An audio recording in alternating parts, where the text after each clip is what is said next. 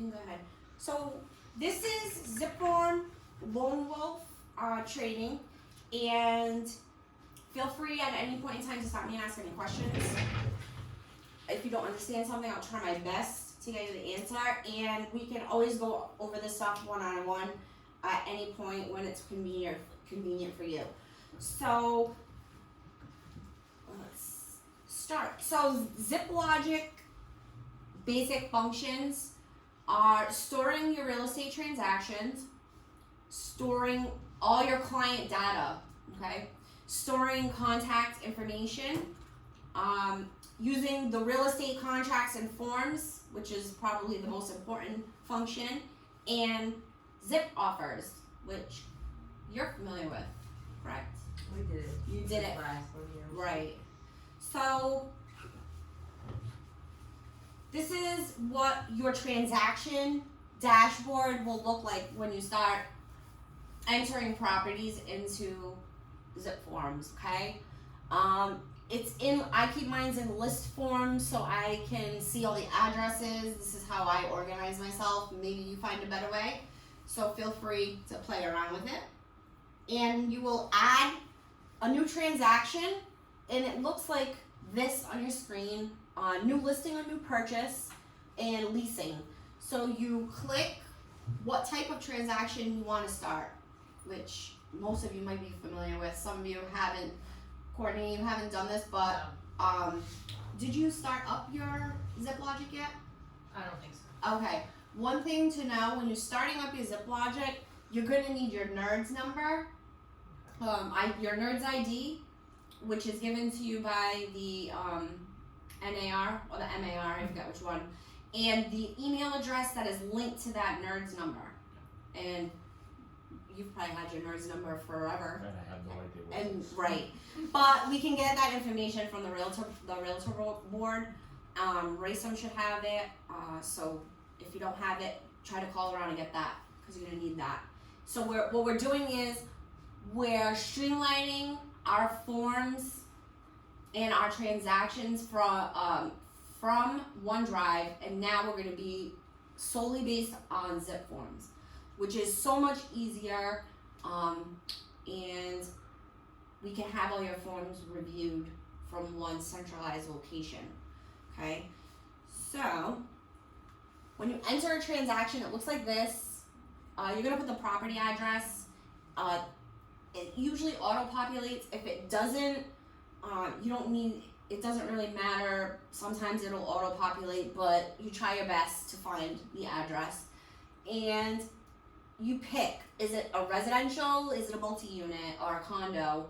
That's going to determine what type of forms will auto-populate when you proceed through this. So that's what that looks like.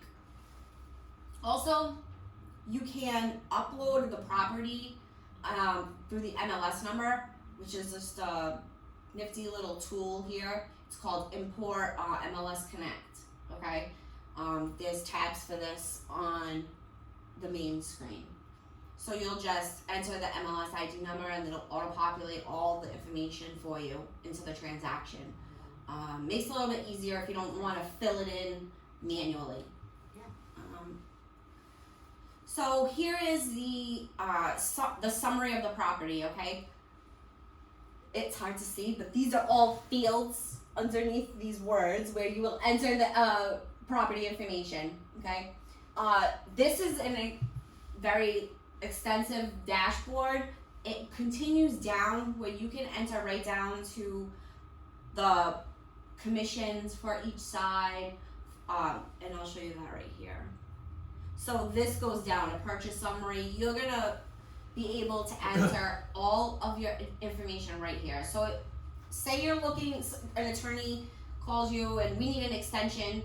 I don't know what the date was that we signed that purchase and sales agreement. Instead of fumbling around in your emails, which I do, you're gonna be able to come here and you're gonna be able to see what date it is. Sometimes the contract dates that are stored in here will auto-populate into the document. So the more information you enter into these fields, the easier your document filling will be. It'll be so much easier. Just make sure you double check all these auto-populated documents because sometimes there's mistakes. So double check that stuff. So here's another example. You could keep track of the buyer side commission, who the agent is, what your portion, percentage of the commissions are, and what they're offering, all things like that. So if there's a referral fee, you'll be able to track that too. So and here is another example, the listing summary. This is good for keeping track of the HOA fees, and if there's any bill or water bill liens, municipal liens, sewer bill liens, even electricity bill liens. I've had to clear. It's not like like they never paid the bill. It's technically called a lien. I had a sale in Rainham where we had to actually call the electric company TMLP because it is a municipal lighting company, and they had to clear that from the house. So these are things that you can track in here. So that's another example. Okay, so you can also upload tasks in here, just so you can keep track. So you're gonna create a new tab for each new task, such as smoke certificates,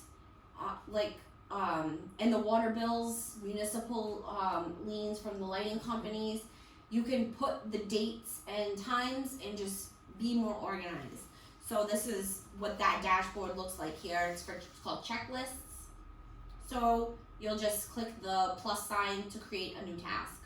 And it's a nice way to remind yourself, hey, I gotta be at, such and such a property, and everything will stay streamlined. I write it on a piece of paper and I lose the piece of paper.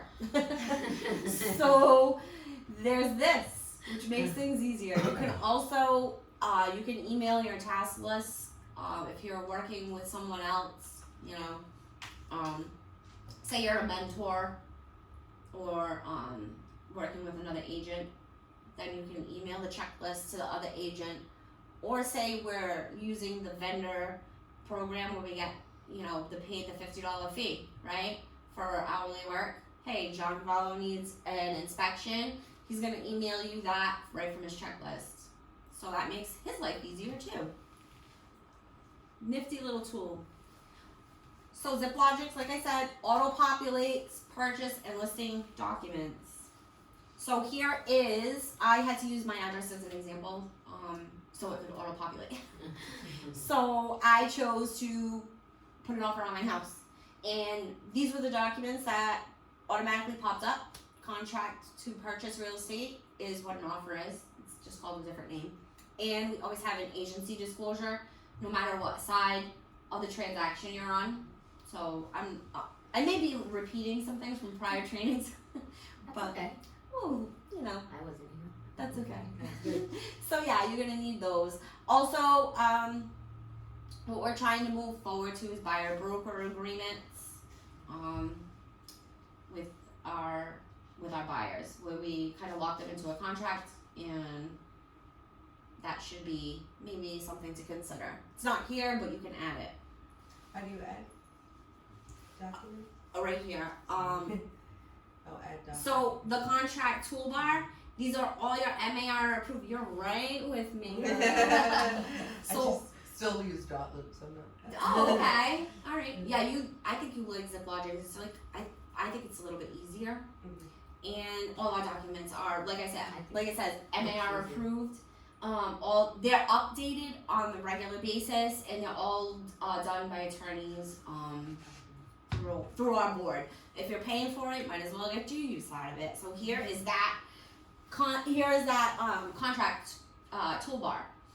So what you're gonna do is, in the search field, you just start to type.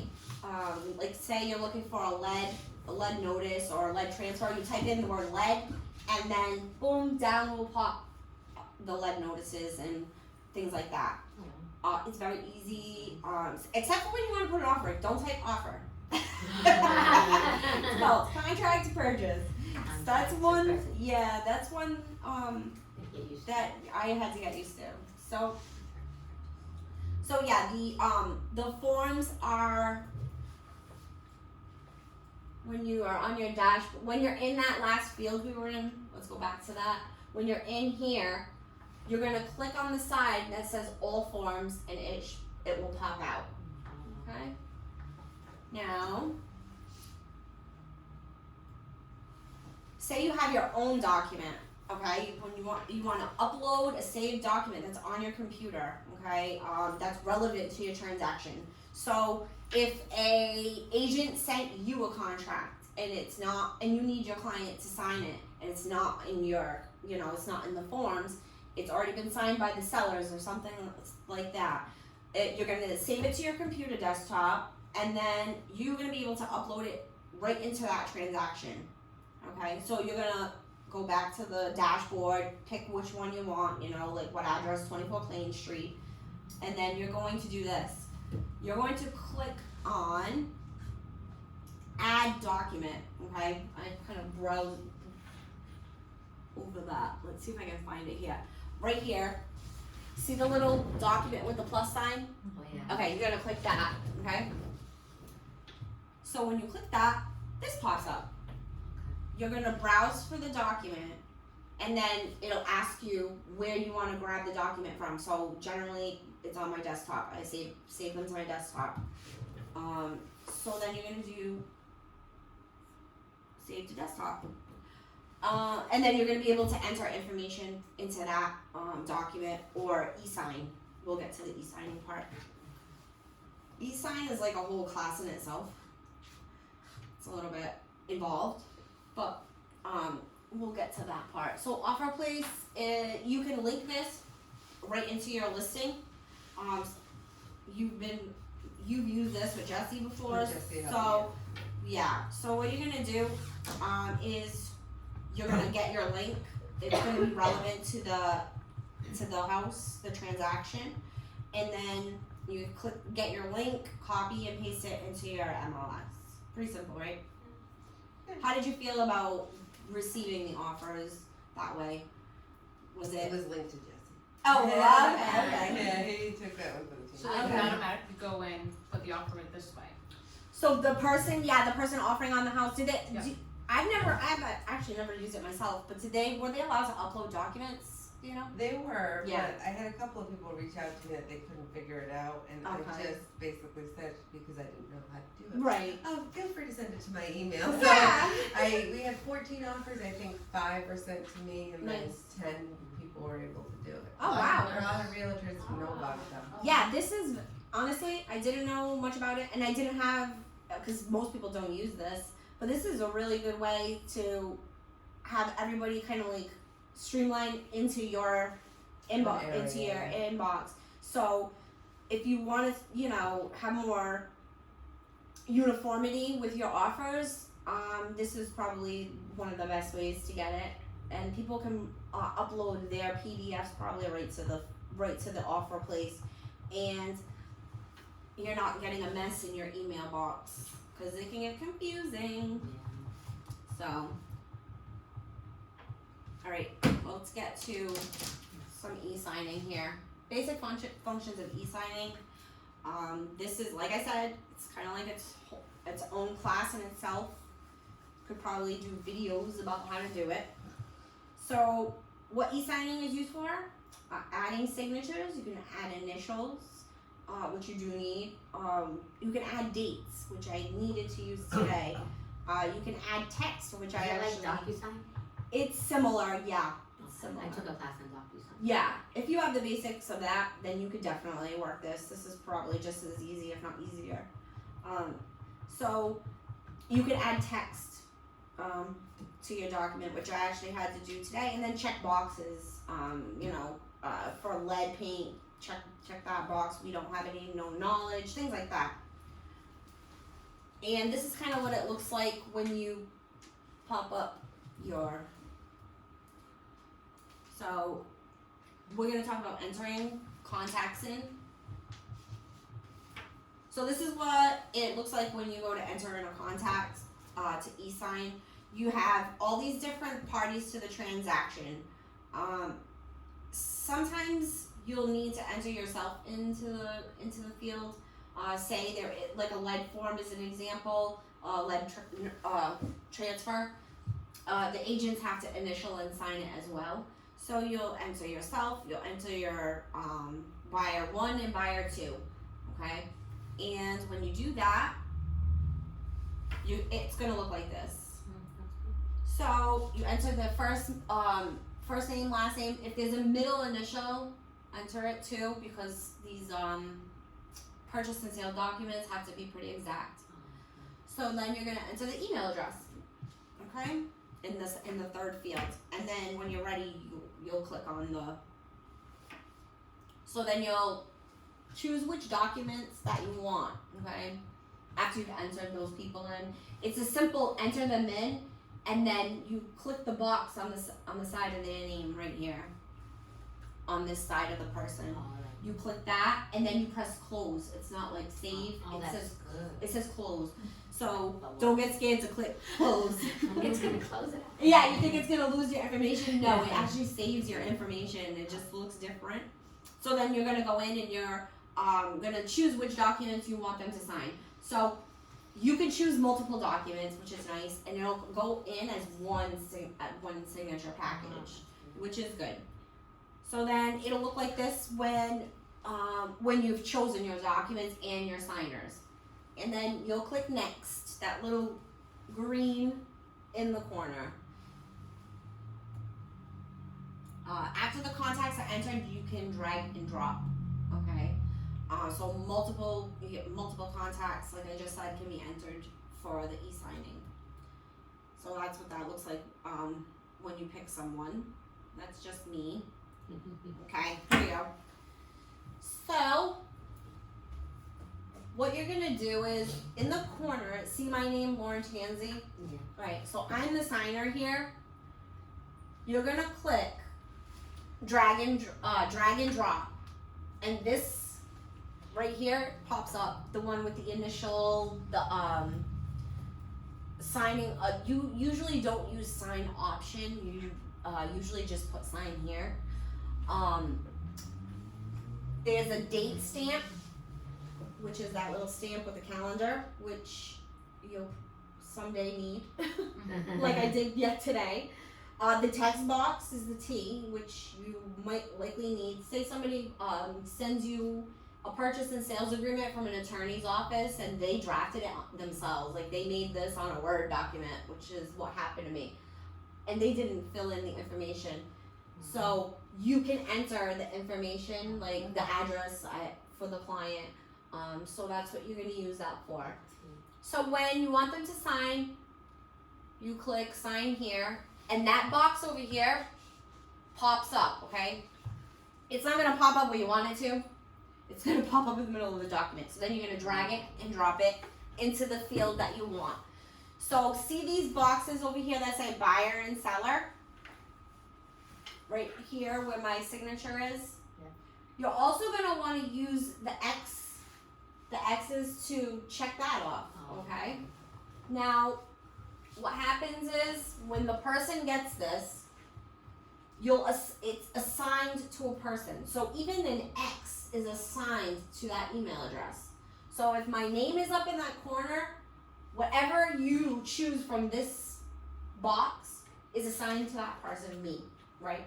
Okay. So you'll want to put the correct X near the person's name, because if not, they won't be able to sign, and you don't want them swapped, like for the other person to have to sign. It just gets messy. So yep, you're gonna want to drag and drop, and you're gonna choose each action per person. So if there's 3 signers, then and they all need a checkbox or something, each signer will get their own checkbox. You're gonna drop down that blue box. And the other names will show up. And the other names are there. Yeah, that's like So they're ready for, that's why you enter all your contacts in, because you can't enter them after. So that's it. So yeah. I'm missing, there's 3 different X's that I just get to. Initial group. So you can have a person initial for X for everyone. Okay, Okay, so it just has to be assigned to that person. okay. All right. So, but like, say I enter a date into a document. That date has to be clicked on by a person to appear in the document.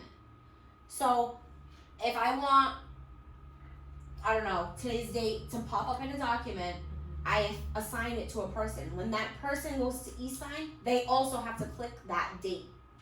It'll make them click each field. So, and it won't send if you don't click the field.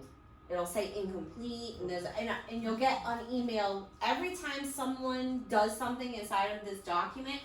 You're gonna get an email from Authentisign, is who it's from, and it's gonna say this document was updated. So I signed, this document was updated, but there's another person that has to sign.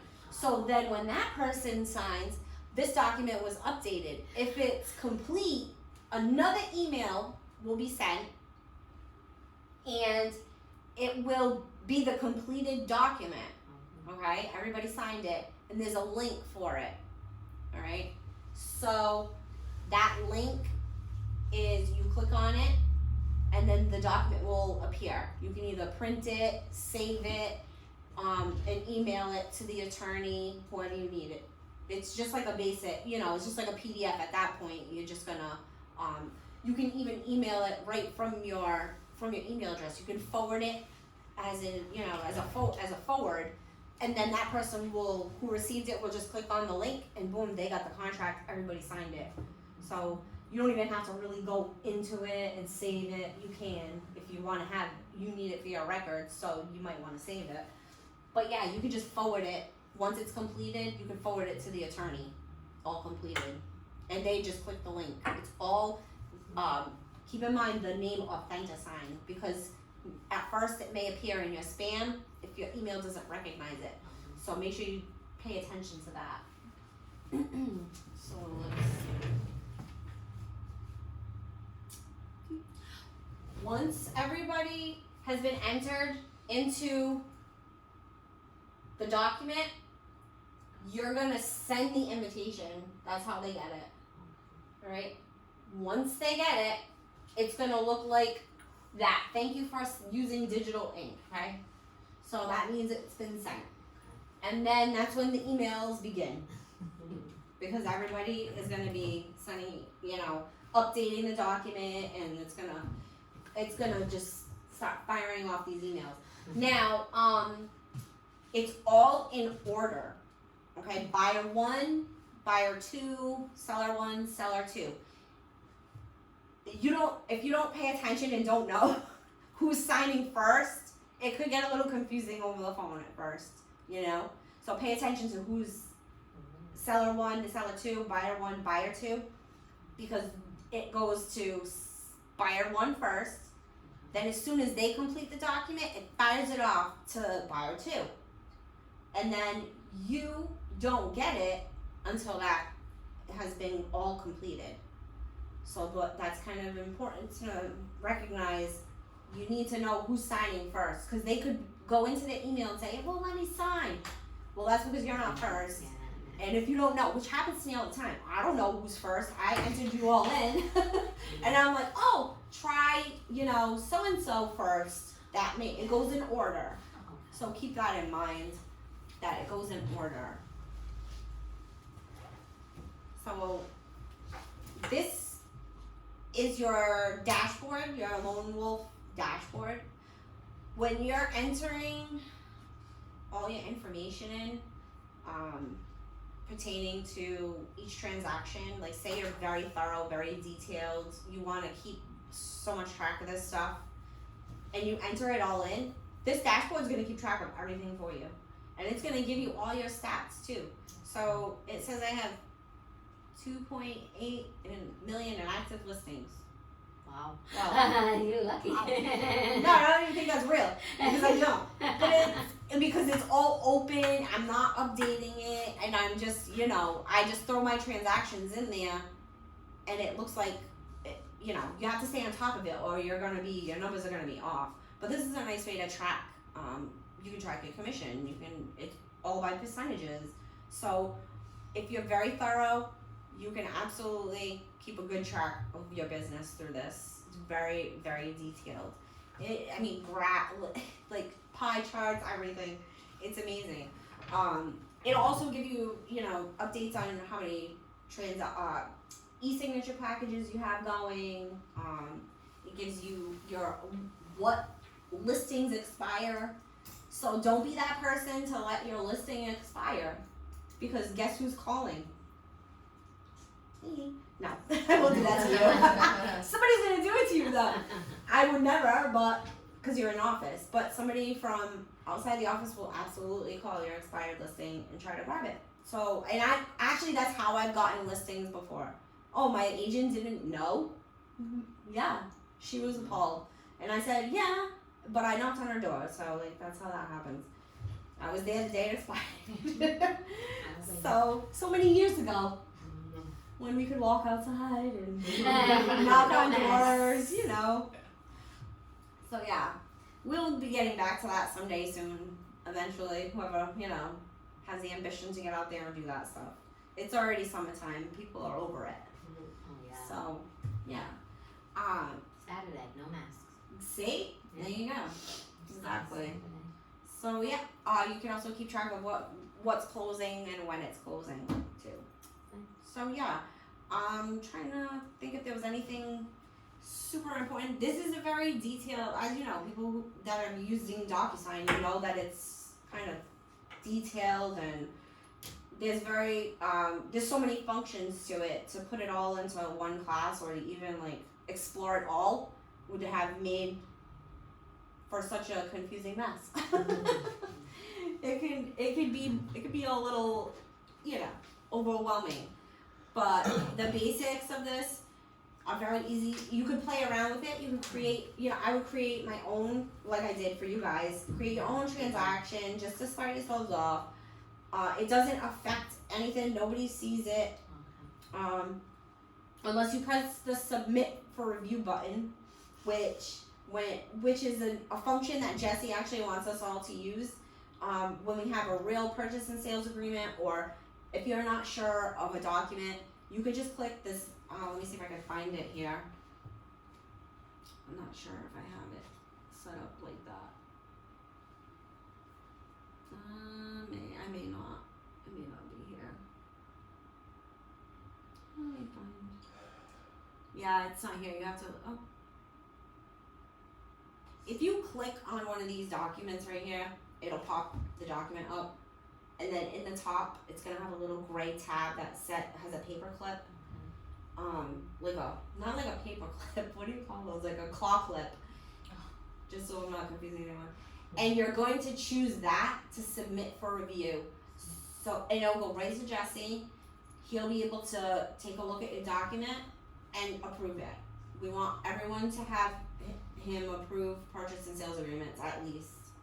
Have your mentors check out all your other documents, CC them in emails, and make sure that they're seeing all your documents. Because they don't, as of right now, they don't have access to your zip forms. It's not fair. We don't want people seeing what you're offering on houses and stuff. So that's why we leave that for him. Just so he, you know, to keep everything on the up and up.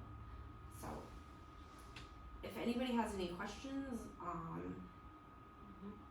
let me know.